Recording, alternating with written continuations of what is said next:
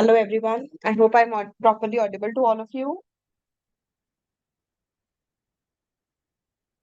Nidhi Arnav Vedant, thank you Geetika. चलो start करते हैं हम लोग यूनिट 2 के साथ।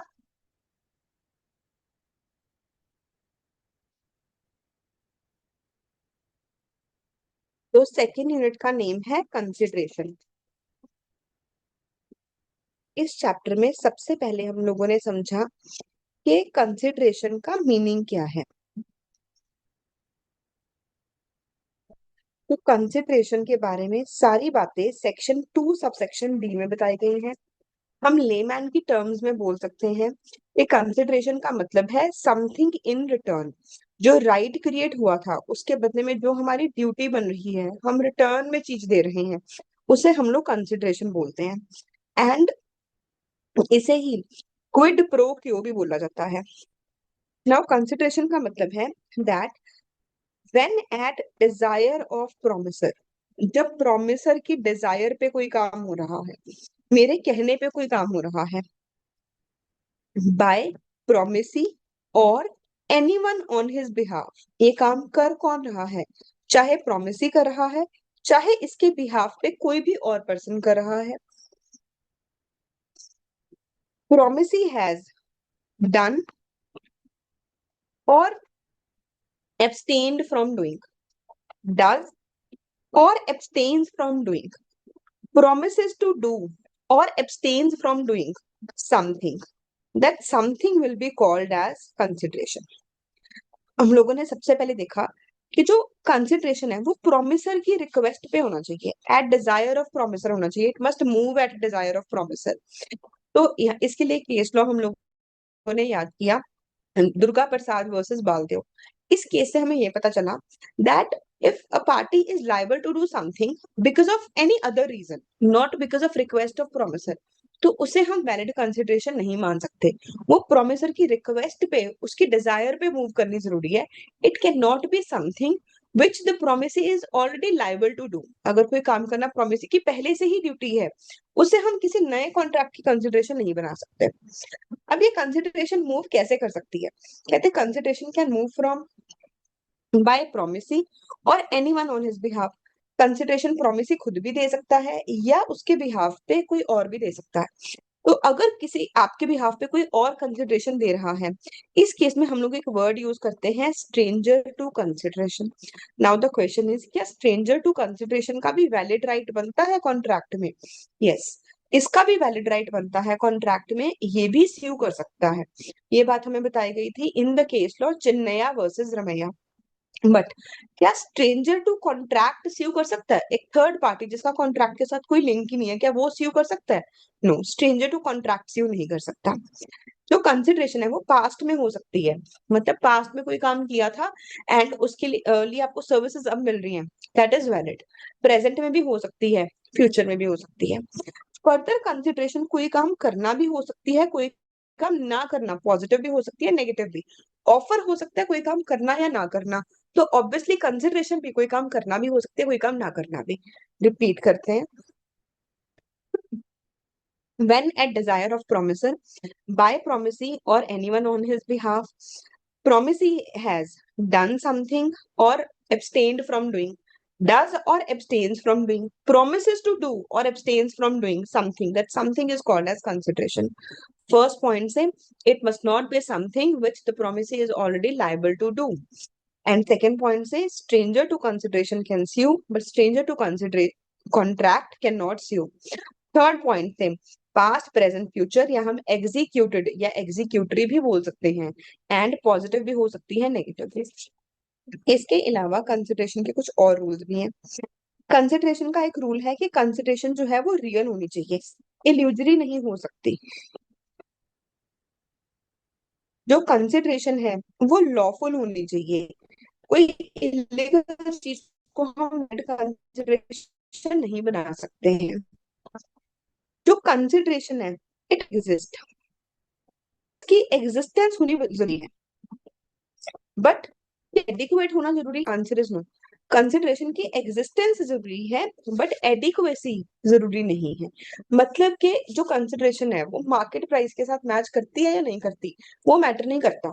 डिपेंड करता है पार्टीज की नेगोशिएशन कैपेसिटी पे, बार्गेनिंग पावर पे।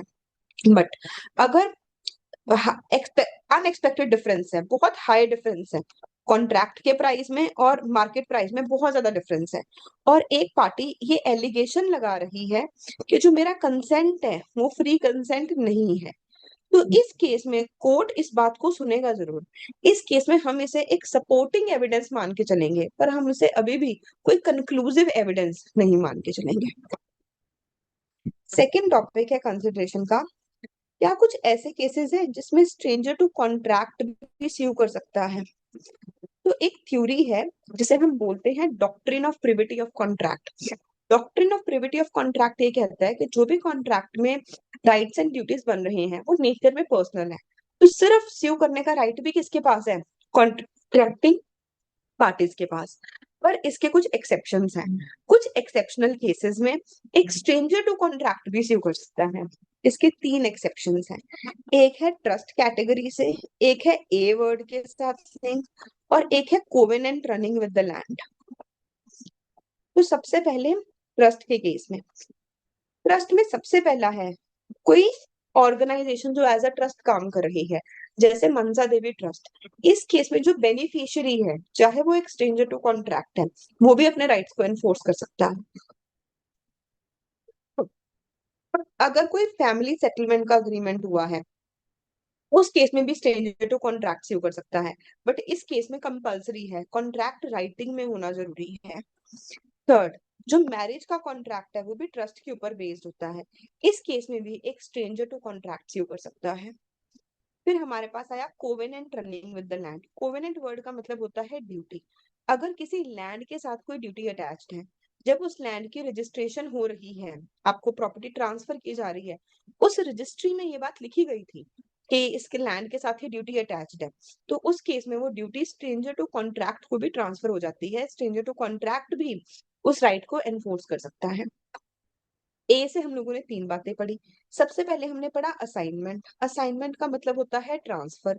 अगर मैंने अपना राइट किसी थर्ड पार्टी को ट्रांसफर कर दिया है, तो वो स्ट्रेंजर टू कॉन्ट्रैक्ट था चाहे, पर वो भी स्यू कर सकता है। सेकंड हम लोगों ने पढ़ा एक्नॉलेजमेंट। एक्नॉलेजमेंट को ही हम लोग बोलते हैं एस्टॉपल। एस्टॉपल वर्ड का मतलब होता है to stop someone from denying what he himself committed. अगर कोई पर्सन अपनी बात से मुकरने की कोशिश करे, डिनाई करे, तो हम उसे लीगली रोक सकते हैं।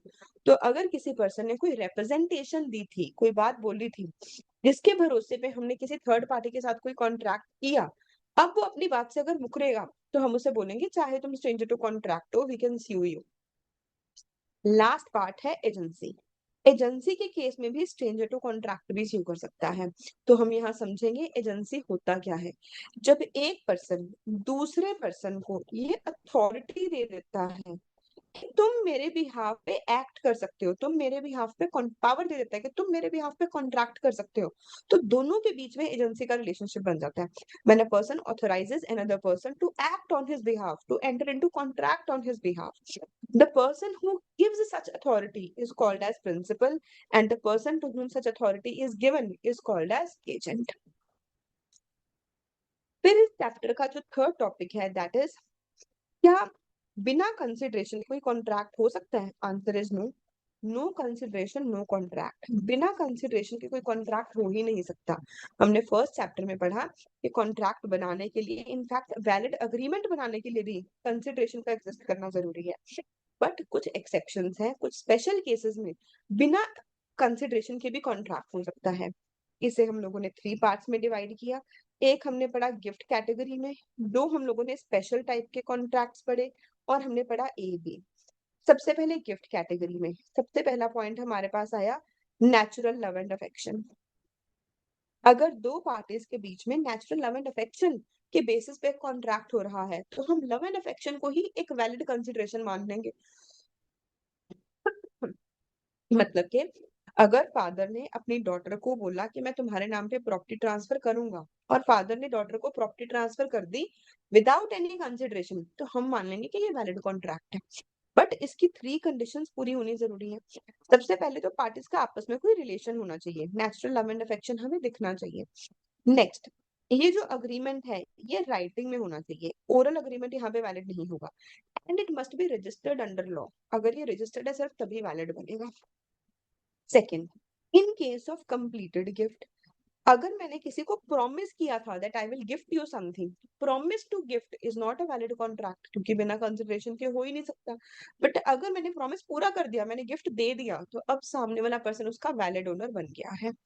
And third, in case of charity, अगर मैंने किसी को प्रॉमिस किया है कि मैं तुम्हें चैरिटी दूंगी, तो वैसे तो अभी तक चैरिटी दी नहीं है, सिर्फ प्रॉमिस किया है, बट सामने वाले ने मेरे पे भरोसा करके एक लाइबिलिटी इंकर कर ली है, उस केस में वो इस कॉन्ट्रैक्ट को एनफोर्स करवा सकता है इवन विदाउट कंसिडरेशन। दो स्पेशल कॉन्ट्रैक्ट्स हैं। पहला स्पेशल कॉन्ट्रैक्ट है पास्ट वॉलंटरी सर्विसेज, अगर मैंने पास्ट में किसी को कोई सर्विस दी थी एंड वहां पे हमें पता चल रहा है कि कोई कंसिडरेशन नहीं है, पर जो मेरा इंटेंट है वो इंटेंट चैरिटी करना नहीं है, मेरा इंटेंट हेल्प करना है, तो पास्ट वॉलंटरी सर्विस के बेस पे मैं आपसे वापस जो मैंने आपके बिहाफ पे आईएसआई की फीस पे की उसका रिफंड क्लेम कर सकती हूँ। ये एक वैलिड कॉन्ट्रैक्ट होगा even without consideration. And promise to pay time barred debt, बहुत इंपॉर्टेंट पॉइंट है। टाइम बार्ड डेट पहले तो होता क्या है? टाइम बार्ड डेट एक ऐसी चीज है जो कि लीगली अनएनफोर्सेबल बन चुकी है। तो लिमिटेशन एक्ट में हमें टाइम बताया गया है कि आप किस राइट को कितनी देर तक एनफोर्स कर सकते हो। अगर आप उस राइट को स्पेसिफिक टाइम के अंदर अंदर एनफोर्स नहीं कर सकते, वो टाइम बार्ड बन जाता है, वो वॉइड बन जाता है। बट अगर पर्सन खुद से दोबारा आके बोले कि मैं प्रॉमिस करता हूँ मैं पुराना डेट पे कर दूंगा, और वो ये राइटिंग में प्रॉमिस करे, तो अब फिर से ये एक वैलिड कॉन्ट्रैक्ट बन जाएगा। नेक्स्ट है एबी, एजेंसी के केस में बिना कंसिडरेशन के भी वैलिड कॉन्ट्रैक्ट है। तो प्रिंसिपल और एजेंट के बीच में मैंने तानुष को अपना एजेंट बनाया कि तुम मेरे बिहाफ पे नीचे से कैलकुलेटर लेके आओ, मैं उसके लिए लायबल होंगी पे करने के लिए, चाहे मेरे और तानुष में यहाँ पर कोई भी कंसिडरेशन नहीं थी। या फिर बेलमेंट के केस में बिना कंसिडरेशन के भी वैलिड कॉन्ट्रैक्ट बन जाता है। बेलमेंट क्या होता है? जब एक पर्सन दूसरे पर्सन को अपनी गुड्स ट्रांसफर करता है एक स्पेशल पर्पस के लिए, और उसे बोलता है कि जैसे ही ये पर्पस कंप्लीट हो गया मेरी गुड्स मुझे रिटर्न कर देना, तो यहाँ पर बिना कंसिडरेशन के भी एक वैलिड कॉन्ट्रैक्ट बनता है। जब आप अपने फ्रेंड को अपनी नोटबुक देते हो नोट्स कॉपी करने के लिए, और बोलते हो कि इसके बाद मेरी गुड्स मुझे रिटर्न कर देना, आपके फ्रेंड की ड्यूटी बनती है कि वो आपकी गुड्स का केयर करे। अगर वो गुड्स डिस्ट्रॉय होंगी आपका लॉस होगा, तो यहाँ पर आपके लीगल राइट्स बनेंगे even if there is no consideration. The person who gives the goods is called as bailor, and जिसे गुड्स मिलती हैं उसे हम बेली बोलते हैं। बुक से एक फास्ट रीडिंग करते हैं। कंसिडरेशन का मतलब है क्विड प्रो क्यो, समथिंग इन रिटर्न। इसमें पर्सन का राइट क्रिएट हो रहा है प्रोमिसर का, एंड एक की ड्यूटी क्रिएट हो रही है, डेट्रीमेंट क्रिएट हो रहा है। जो आपका राइट क्रिएट हुआ उसके बदले में जो आप पे कर रहे हो, जो आपकी ड्यूटी है, उसे ही हम कंसिडरेशन बोलते हैं। कॉन्ट्रैक्ट एक्ट में 2 सबसेक्शन डी में बोला गया at desire of promisor by promisee or anyone on his behalf, promisee or any other person, done or abstained from doing, does or abstains from doing, promises to do or abstain from doing something.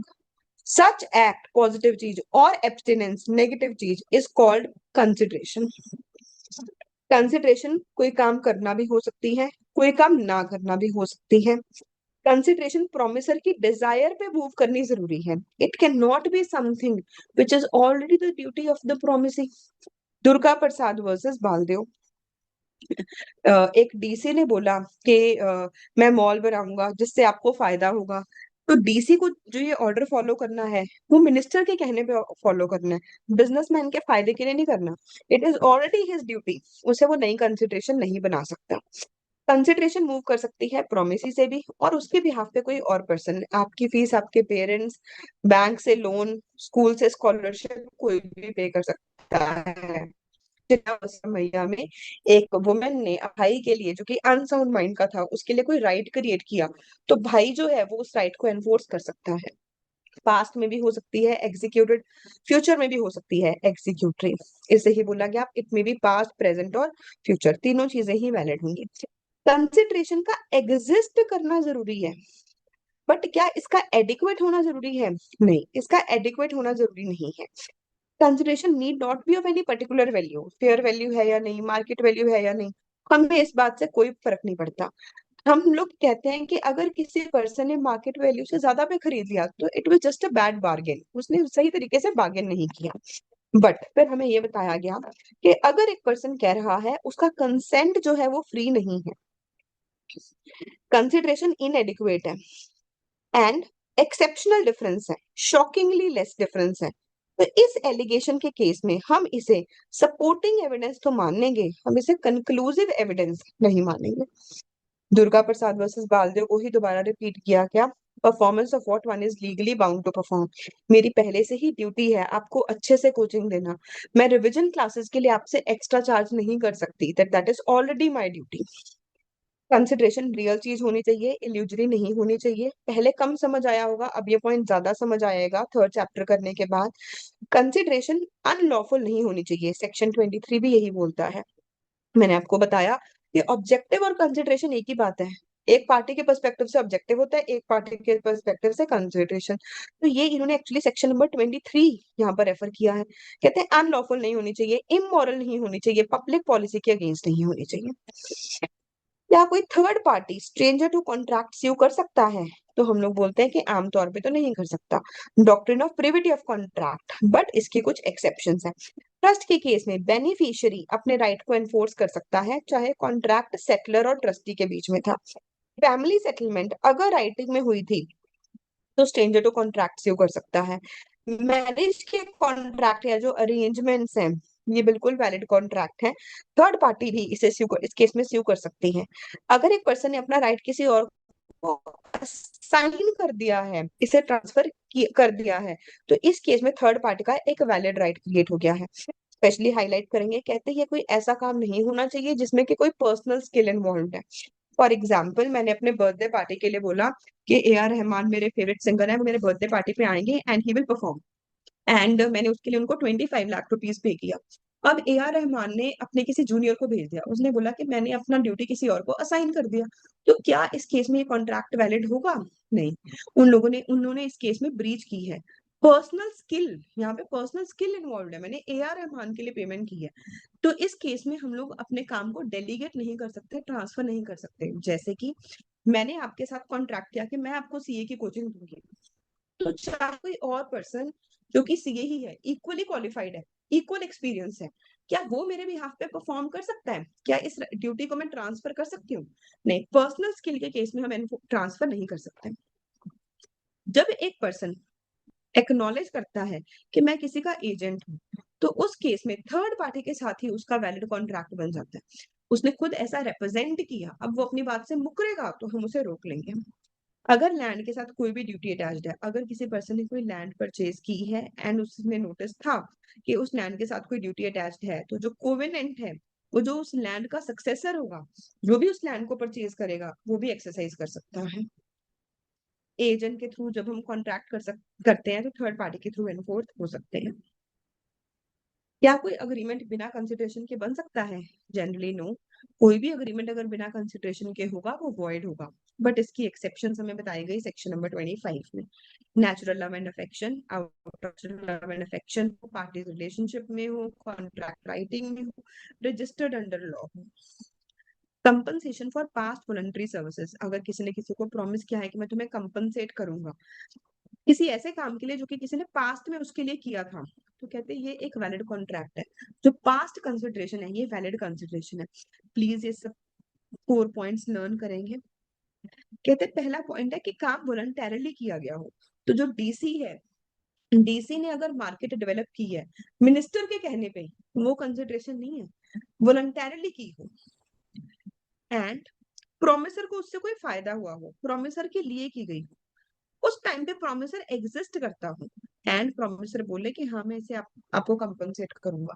तो अगर मैंने किसी student की वॉलंटैरिली ICI की fees पे कर दी, उससे student को बेनिफिट हो रहा है, उसको एक सर्विस मिल रही है, उस टाइम पे स्टूडेंट एग्जिस्ट करता है, एंड जो प्रोमिसर है उसका इंटेंट था कि हाँ भाई मैम अभी आप पे कर रहे हो, मैं कल आपको इसके लिए कंपनसेट करूंगा, तो जो पुरानी कंसिडरेशन है ये वैलिड कंसिडरेशन होगी। अगर कोई फाइनेंशियली पुअर, फाइनेंशियली सपोर्ट चाहिए किसी स्टूडेंट को और मैंने उसकी फीस पे कर दी और वहां पे मेरा इंटेंट चैरिटी करना है, तो जो यहाँ पे इंटेंट है वो मैटर करेगा। तो ये 3 पॉइंट ही देखो, पास्ट, वॉलंटरी सर्विसेज, इसी से पहले 3 पॉइंट याद करने हैं। वॉलंटैरिली होना चाहिए, आपने कोई सर्विस दी है प्रोमिसर को, वॉलंटैरिली होना चाहिए, सर्विस दी है प्रोमिसर को, उस टाइम पे प्रोमिसर एग्जिस्ट करता था, एंड आपका इंटेंट क्या था, उसे कंपनसेट करना। टाइम बार्ड डेट सिर्फ तभी वैलिड होता है अगर ये राइटिंग में है। एजेंसी के केस में बिना कंसिडरेशन के भी कॉन्ट्रैक्ट बन सकता है। अगर मैंने किसी को गिफ्ट दे दिया तो उसके बाद सामने वाले का वैलिड राइट क्रिएट हो गया। बेलमेंट, कॉन्ट्रैक्ट एक्ट के, हम बेलमेंट चैप्टर में ये सेक्शन याद करेंगे, इसमें लिखा हुआ है कि अगर कोई पर्सन किसी के साथ कोई बेलमेंट का कॉन्ट्रैक्ट करता है, ये बिना कंसिडरेशन के भी एक वैलिड कॉन्ट्रैक्ट बनता है। चैरिटी, अगर मेरे भरोसे किसी ने कोई लायबिलिटी इंकर कर ली है तो इस केस में बिना कंसिडरेशन के भी एक valid contract. That is it for unit number 2। Please सब लोग क्विकली रीजॉइन करेंगे यूनिट नंबर 3 के लिए। आई वांट कि हम सेपरेट लिंक्स ही शेयर कर पाएं ताकि जब आपको रिवीजन की जरूरत हो आप सेपरेट लिंक को यूज कर पाओ। तो मैं दोबारा क्लास स्टार्ट कर रही हूँ फॉर यूनिट 3।